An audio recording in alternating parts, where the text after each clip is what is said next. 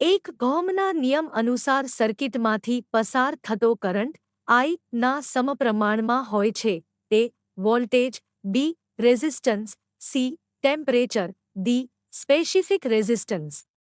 જવાબ A voltage. 2 ઓહમના નિયમ અનુસાર સર્કિટમાંથી પસાર થતો કરંટ I ના વ્યસ્ત પ્રમાણમાં હોય છે. A voltage, B resistance, C temperature, D specific resistance. જવાબ બી રેઝિસ્ટન્સ. 3 ઓહમના નિયમનો ઉપયોગ નીચેના પૈકી શેના પર કરી શકાતો નથી? A C circuit, B conductor, C semiconductor, D C circuit. જવાબ સી સેમીકંડક્ટર. 4 વીજવાહકના વિશિષ્ટ ગુણધર્મને કારણે વાહક વીજપ્રવાહને વહેવામાં અડચણ ઊભી કરે છે. વાહકના આ ગુણધર્મને કહે છે. A resistance, B capacitance, C inductance, D conductance. જવાબ એ રેઝિસ્ટન્સ. 5 અચળ ઉષ્ણતામાને કોઈપણ બંધ સર્કિટમાંથી વહેતો વીજપ્રવાહ I તે સર્કિટને આપવામાં આવેલા વીજદબાણ V ને સમપ્રમાણ અને સર્કિટના વીજવરોષ R ના વ્યસ્ત પ્રમાણમાં હોય છે.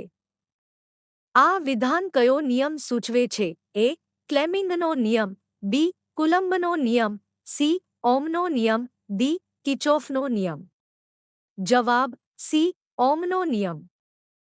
6 નીચેના પૈકી કયા કમ્પોનેન્ટનો સમાવેશ એક્ટિવ કમ્પોનેન્ટમાં કરવામાં આવે છે? A resistor, B capacitor, C diode, D inductor. જવાબ સી ડાયોડ.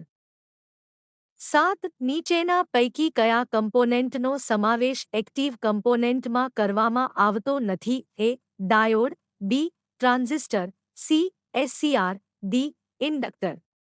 જવાબ ડી ઇન્ડક્ટર. 8 રેઝિસ્ટરનું મૂળ કાર્ય છે.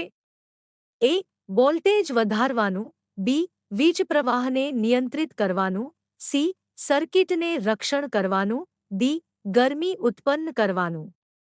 જવાબ બી વીજપ્રવાહને નિયંત્રિત કરવાનું. 9 નીચેના પૈકી કયો રેઝિસ્ટન્સ ભૌતિક સાઇઝમાં મોટો હશે? એ 1 એમ 1 દ્વિતીયાંશ વોટ, બી 1 કે ઓમ 1 વોટ, સી 100 ઓમ 10 વોટ, ડી 10 ઓમ 50 વોટ. જવાબ ડી 10 ઓમ 50 વોટ. 10 આકૃતિમાં દર્શાવેલ કાર્બન રેઝિસ્ટરનું મૂલ્ય કેટલા ઓમ છે? એ 22 કે 5%, બી 32 કે 5%, સી 22 કે 20%, ડી 32 કે 20%. જવાબ એ 22 કે 5%. 11 ઇલેક્ટ્રોનિક ફિલ્ડમાં કયા પ્રકારના રેઝિસ્ટરનો ઉપયોગ સૌથી વધારે થાય છે? એ રિયોસ્ટેટ, બી કાર્બન, સી વાયરવાઉન્ડ, ડી રિસિટ. જવાબ બી કાર્બન. 12 નીચેના પૈકી કયો રેઝિસ્ટર વેરિયેબલ પ્રકારનો છે? એ રિયોસ્ટેટ, બી પોટેન્શિયોમીટર, સી રિસેટ, ડી આપેલ તમામ. જવાબ ડી આપેલ તમામ. 13 વિશિષ્ટ અવરોધનો એકમ શું છે? A ohm meter, B ohm, C ohm meter, D ohm.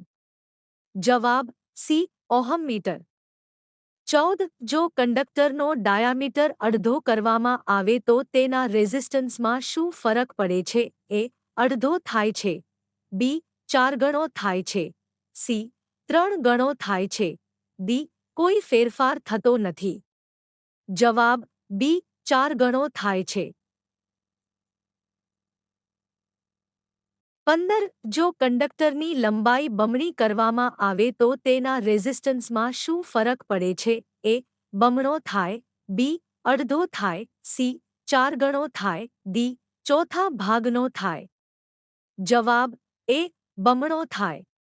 16 કોઈ પણ વાહકનો રેઝિસ્ટન્સ ક્યારે વધે? એ તેની લંબાઈ સમાન રાખતા, બી તેની લંબાઈ તથા આડહેદનું ક્ષેત્રફળ વધારતા, સી તેની લંબાઈ ઘટાડતા, ડી તેનું આડહેદનું ક્ષેત્રફળ ઘટાડતા. જવાબ ડી. તેનું આડહેદનું ક્ષેત્રફળ ઘટાડતા. 17 નીચેના પૈકી કયા મટીરીયલનો ટેમ્પરેચર કોઓફિશિયન્ટ્સ ઓફ રેઝિસ્ટન્સ લગભગ શૂન્ય છે? A. Manganin, B. Porcelain, C. Carbon, D. તાંબુ. જવાબ એ. મેંગેનીન.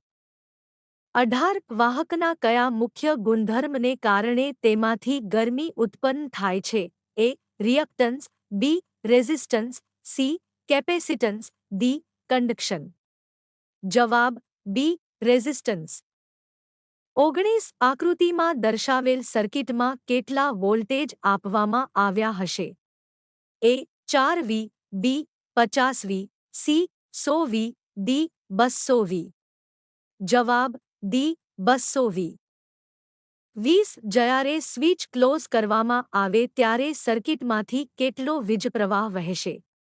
એ. 0.1 અ, બી. 2.0 અ, સી. 0.5 અ, ડી. 4.0 અ. જવાબ બી. 2.0 અ. 21 સર્કિટમાં દર્શાવેલ લોડ રેઝિસ્ટન્સની કિંમત કેટલી હશે? એ. 20 ઓહ્મ, બી. 500 ઓહ્મ, સી. 5 કે ઓહ્મ, ડી. 20 કે ઓહ્મ. જવાબ સી. 5 કે ઓહ્મ. 22 નીચે દર્શાવલે સર્કિટની 0x બ્રાન્ચમાં વહેતા કરંટની કિંમત છે? એ. 1.5 અ, બી. 6.5 અ, સી. 10.5 અ, ડી. 11.5 અ. જવાબ ડી. 11.5 અ. 23 સિરીઝ સર્કિટમાં રજિસ્ટરની એક્રોસમાં થતા વોલ્ટેજ ડ્રોપની કિંમત કેટલી? એ. 5 વોલ્ટ, બી. 10 volt, C. 15 volt, D. 20 volt. જવાબ બી. 10 વોલ્ટ. 24 નીચે દર્શાવેલ સર્કિટમાં વોલ્ટમીટર વી નું રીડિંગ કેટલું હશે? એ. 0 વી, બી. 6 વી, સી. 9 વી, ડી. 18 વી. જવાબ એ. 0 વી. 25 નીચે આપેલી સર્કિટમાં રેઝિસ્ટન્સ મૂલ્ય શોધો. એ. 2 ઓહ્મ, બી. 4 ohm, C. 6 ohm, D. 8 ohm. જવાબ ડી. 8 ઓહ્મ.